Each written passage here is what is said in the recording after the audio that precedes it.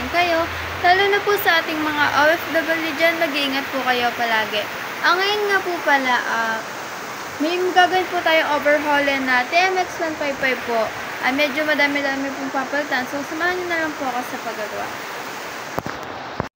So mga kamekanika, ayan nga po pala yung gagawin nating TMX 155. Bali nga po pala dyan na nabaklas na po ni tatay yan. Diyan po kasi anong time na yan na nung binabaklas po ni tatay, may online class po kami. Kaya po, hindi po ako nakapag video nung kay tatay po. Bali ayan nga po, pagtapos naman po ng aming klase, pumunta na rin po ako dyan. At ayan na po yung nadatan ko. At sabi ko rin po kay tatay na ibablog ko po ito. Bali po dyan nga daw po, madami rin pong papalitan. Pinalitan po siya ng mga bearing sa may transmission po. Tapos pinalitan din po ng stick bearing. Tapos ng drive gear po. Madami-dami din po pinapalitan. Pati po yung sa may handlebar, ganun po. Pinalitan na rin po. At dyan po, ginagawa po naman ni tatay ay tinitignan po kung may ibang sira pa po itong makina po ng TMX 155.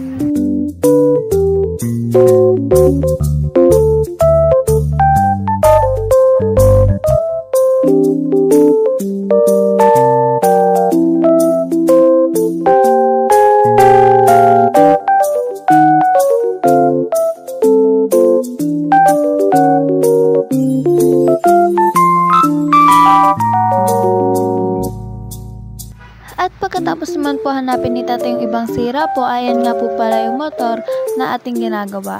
Dyan po, nalinisan na po namin lahat, nabila na rin po ng piyasa.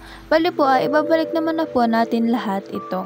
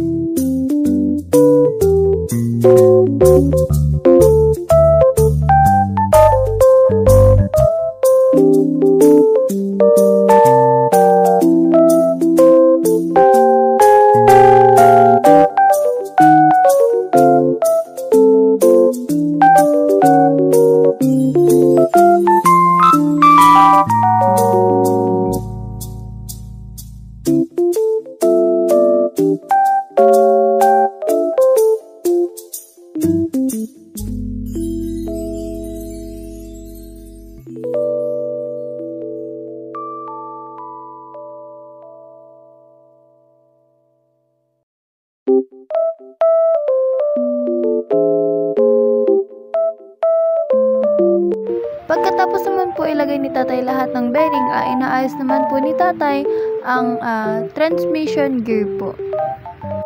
Dyan po, kaya po inayos po ni tatay yan kasi po pinalitan nga po ng stick bearing.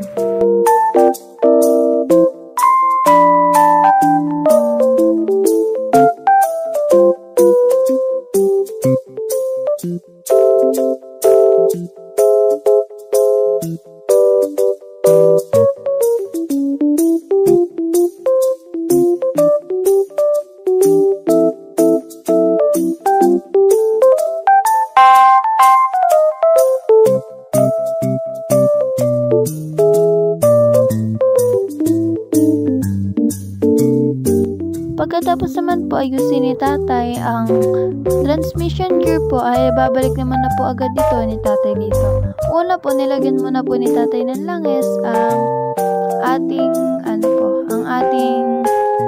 mga bearing po kasi po kailangan po yun para po iwas din po sa kukuskus ng bakal sa bakal po. At pagkalagay naman po ni tatay dyan ng dalawang transmission gear, kasunod naman po ni tatay yung sa may cambio po, yung pa letter Y po na dalawa.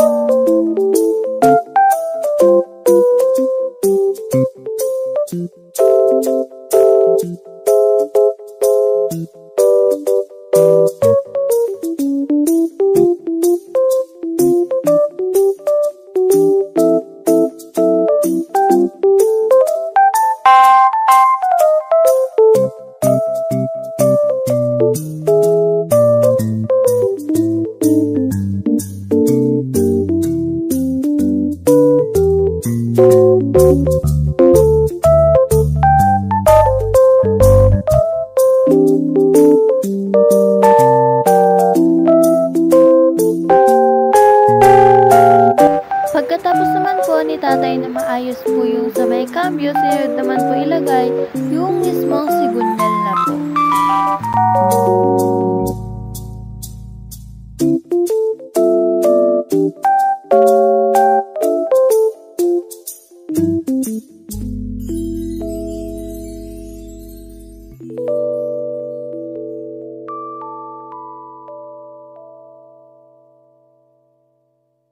Pagkatapos naman po ilagay ni tatay ang sigunyal at nalagay na rin po ang crankcase, nilagay naman na po ni tatay ang clutch housing at saka yung mga clutch po. Pinalitan din po pala yan ng clutch lining. Dyan po nilalagay naman po ni tatay yung parang baso po na yan.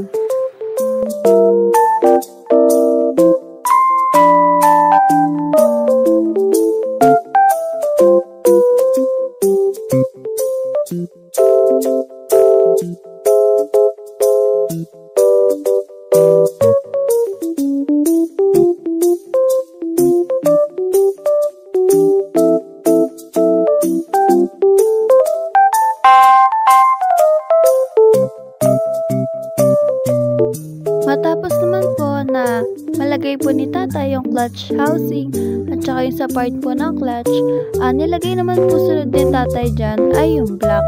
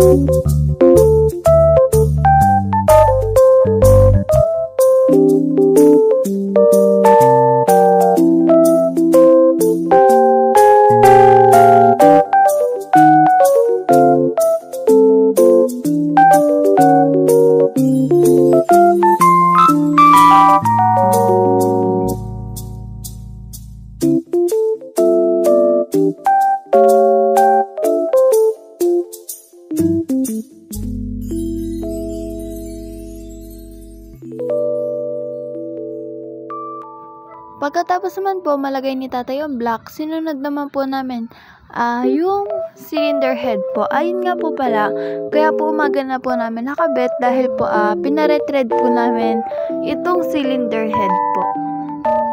Kasi po halos puro lost thread po yun sa may rocker arm niya po.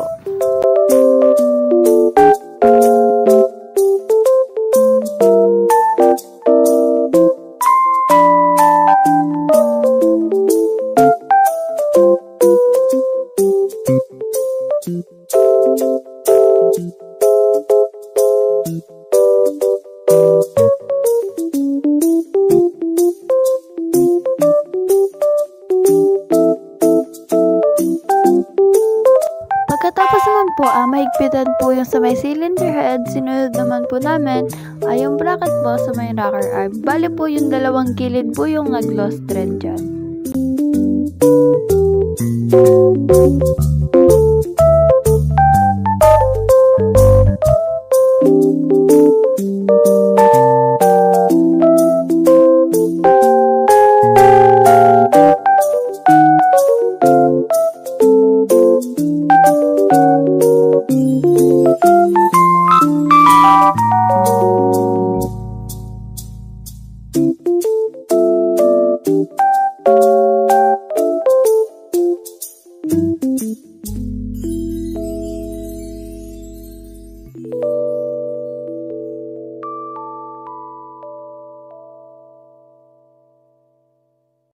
At pagkatapos naman po namin ma-tune up yung sa may rocker arm po, nilagay na rin po namin itong mga tornilyo.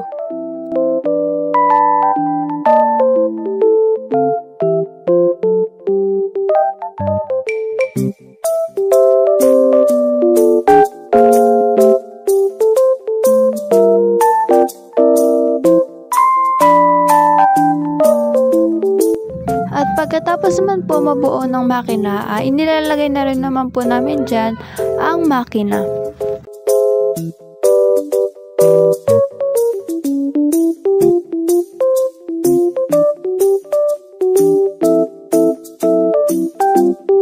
Pagkabuo naman po, ayan na po ang ating nagawa.